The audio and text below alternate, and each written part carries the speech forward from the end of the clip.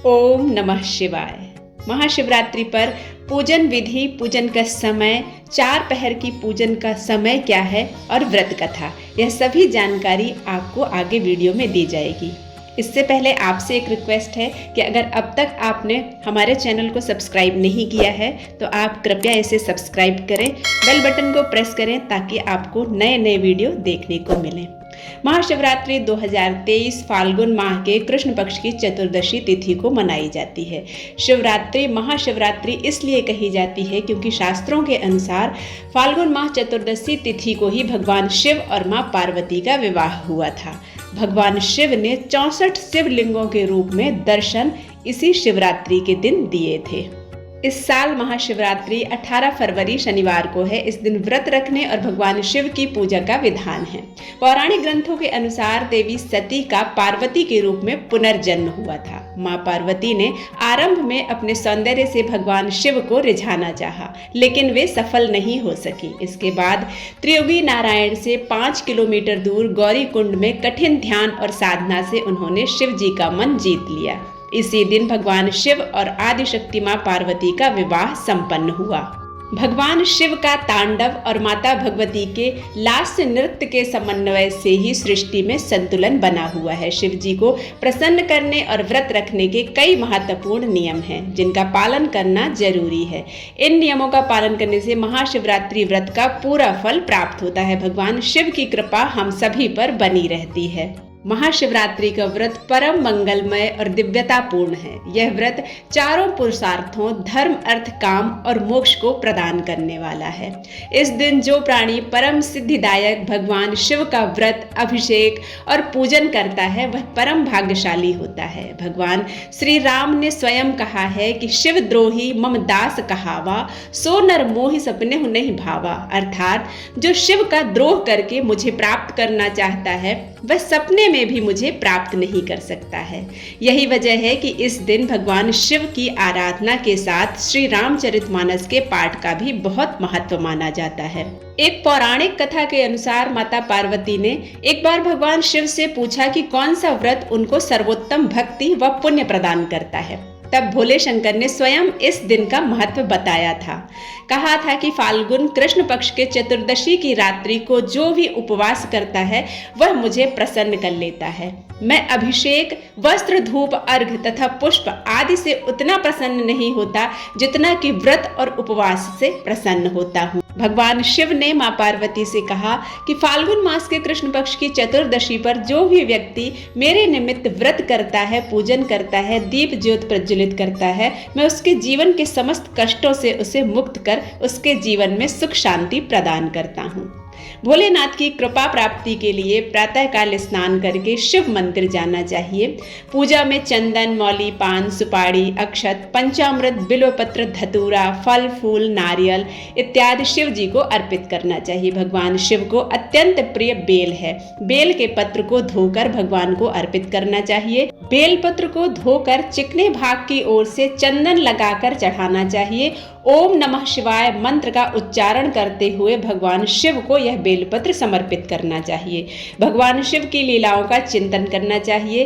रात्रि के चारों प्रहर में भगवान शंकर की पूजा अर्चना करना चाहिए। अभिषेक के जल में पहले प्रहर में दूध अर्पित करना चाहिए, दूसरे प्रहर में दही से भगवान का अभिषेक करना चाहिए, तीसरे प्रहर में भगवान को घी से अभिषेक करना चाहिए और चौथे प्रहर में भगवान पर शहद की धारा से अभिषेक करना चाहिए। दिन में केवल फलाहार ही ग्रहण करना चाहिए, रात्रि में उपवास करना चाहिए।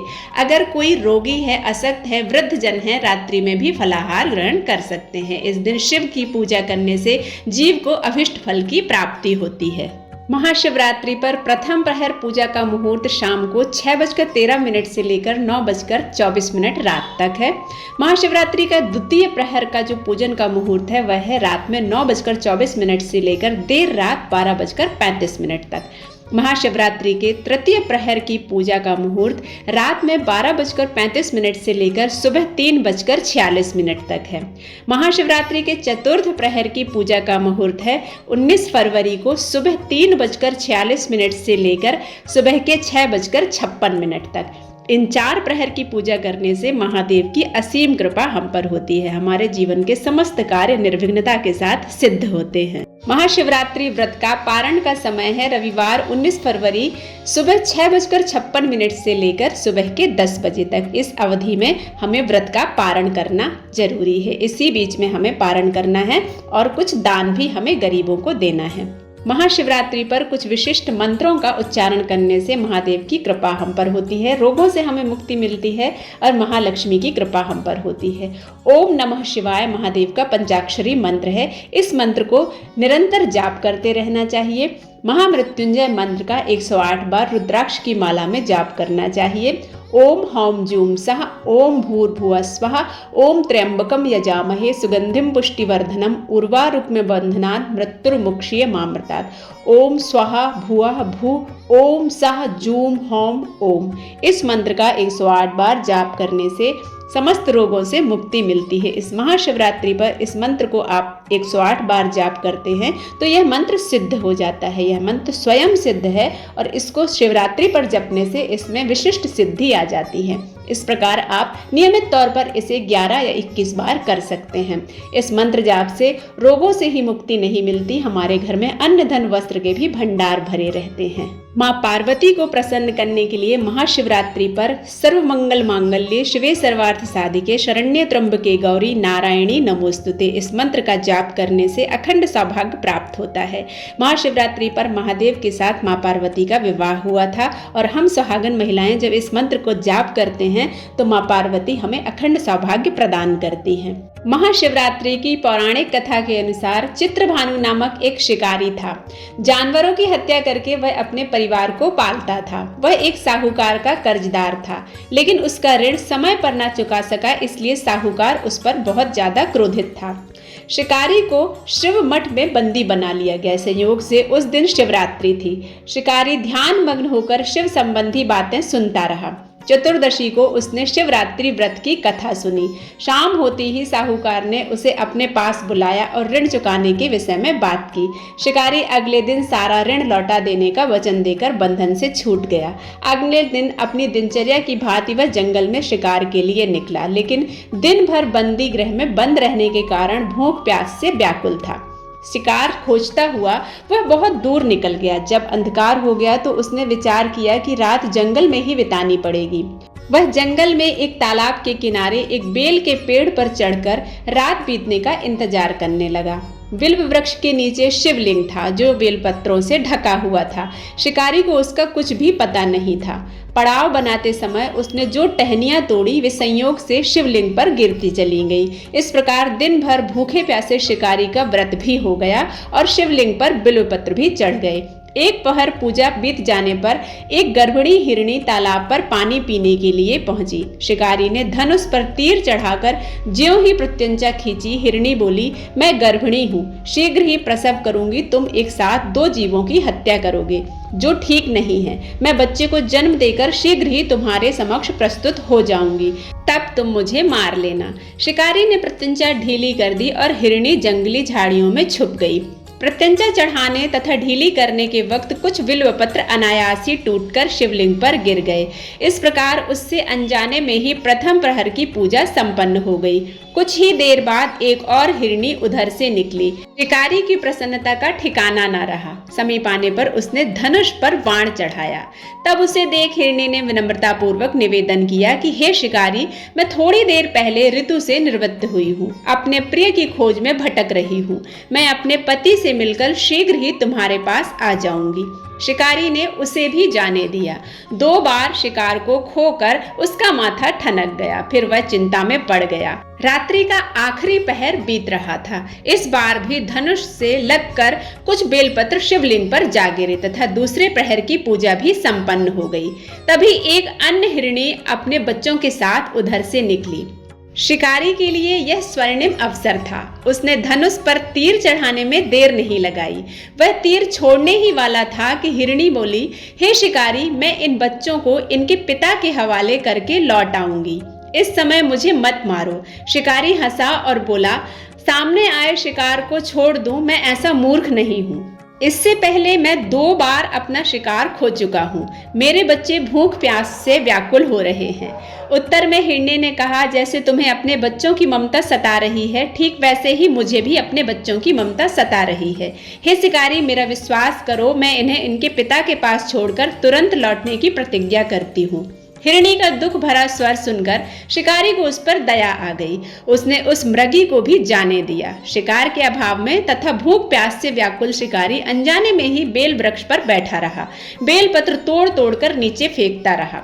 जैसे ही सुबह होने को हुई तो एक हष्ट पुष्ट मृग उसी रास्ते पर आया। शिकारी ने सोचा कि इसका शिकार वह अवश्य करेगा। शिकारी की तनी प्रत्यंचा देखकर मृग विनीत भाव से कहने लगा कि हे शिकारी, यदि तुमने मुझसे पूर्व आने वाली 3 मृगियों तथा छोटे छोटे बच्चों को मार डाला है तो मुझे भी मार डालने में विलंब ना करो, ताकि मुझे उनके वियोग में एक क्षण भी दुख न सहना पड़े। मैं उन हिरणियों का पति हूँ। यदि तुमने उन्हें जीवन दान दिया है तो मुझे भी कुछ क्षण के लिए जीवन देने की कृपा करो। मैं उनसे मिलने तुम्हारे समक्ष उपस्थित हो जाऊंगा।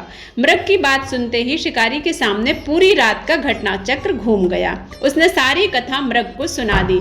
तब मृग ने कहा कि मेरी तीनों पत्नियां जिस प्रकार प्रतिज्ञाबद्ध होकर गई हैं, मेरी मृत्यु से अपने धर्म का पालन नहीं कर पाएंगी। अतः जैसे तुमने उन्हें विश्वास पात्र मानकर छोड़ा है, वैसे ही मुझे छोड़ दो और मुझे जाने दो। मैं उनके सब के साथ तुम्हारे सामने शीघ्र ही उपस्थित होता हूँ। शिकारी ने उससे भी जाने दिया। इस प्रकार प्रातः हो गई। उपवास, रात्रि जागरण तथा शिवलिंग पर बेलपत्र से अनजाने में ही भगवान शिव की पूजा पूर्ण हो गई। पर अनजाने में की गई पूजन का परिणाम उसे तत्काल मिला। शिकारी का हिंसक हृदय निर्मल हो गया। उसमें भगवत शक्ति का वास हो गया। थोड़ी ही देर के बाद वह मृग सा परिवार शिकारी के समक्ष उपस्थित हो गया ताकि वह उनका शिकार कर सके। किंतु जंगली पशुओं की ऐसी सत्यता, सात्विकता और सामूहिक प्रेम भावना देखकर शिकारी को बड़ी ग्लानि हुई। उसने मृग परिवार को जीवन दान दे दिया। अनजाने में शिवरात्रि के व्रत का पालन करने से शिकारी को मोक्ष और शिवलोक की प्राप्ति हुई। शिवरात्रि की कथा के बाद भगवान शिव और मां पार्वती की आरती करें। आरती के बाद भगवान को प्रसाद अर्पित करें। रात के समय खीर का प्रसाद भगवान को अर्पित करें और दूसरों को प्रसाद स्वरूप में खीर बांटें। इस प्रकार से पूरी रात्रि अगर जागरण संभव ना हो तो पहले पहर और आखिरी के पहर में भगवान शिव और मां पार्वती की पूजा करने से संपूर्ण महाशिवरात्रि का फल प्राप्त होता है। यह वीडियो अगर आपको अच्छा लगता है तो आप इसे लाइक करें, शेयर करें और सब्सक्राइब करना बिल्कुल ना भूलें। मिलते हैं एक नई कथा के साथ, तब तक के लिए ओम नमः शिवाय।